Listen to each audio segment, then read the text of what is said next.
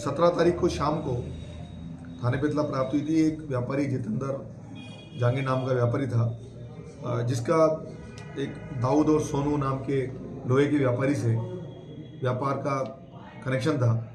और उस व्यापार के कनेक्शन में सबसे पहले तो हम अपने मुनीम को भेजा पैसे की तकाजा करने, पैसे लेने के लिए।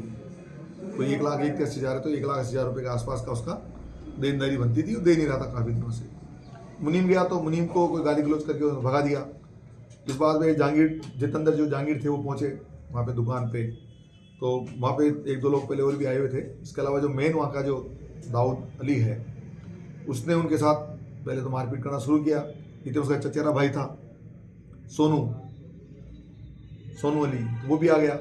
और फिर सोनू अली ने एक लोहे का कुछ पाइप नुमा या सरिया नुमा उठाया और उसे ताबड़तोड़ हमले कर दिए, जो सर पे भी चोटें आई हैं, पैर में भी चोटें आई हैं, कंधे पे चोटें आई हैं।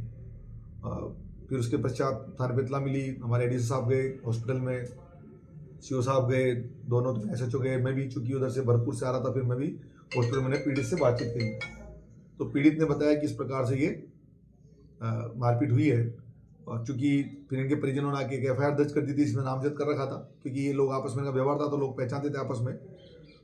डॉक्टरों से बात करी तो डॉक्टरों ने भी घटनाएं बताई कि इनकी सर में चोट है, गंभीर प्रकृति चोट थी, जो इस हत्या के प्रयास की मारपीट प्रदर्शित हुई इसमें।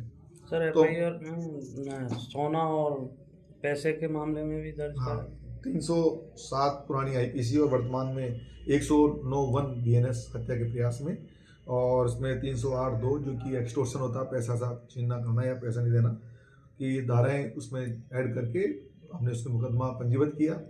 पंजीबद्ध करने के पश्चात ये दोनों अपराध करके भाग गए थे। एक कोटा और एक जयपुर चले गया था।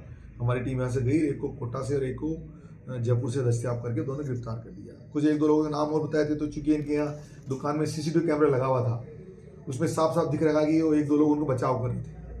आप भी CCTV कैमरा देखोगे तो लगेगा वो एक दो बचाव कर रहे थे शुरू से ही। पहले जब मारपीट हो रहा है, एक दो थप्पड़ हुए ना, तभी से उन दोनों दूर करने की कोशिश कर रहे थे।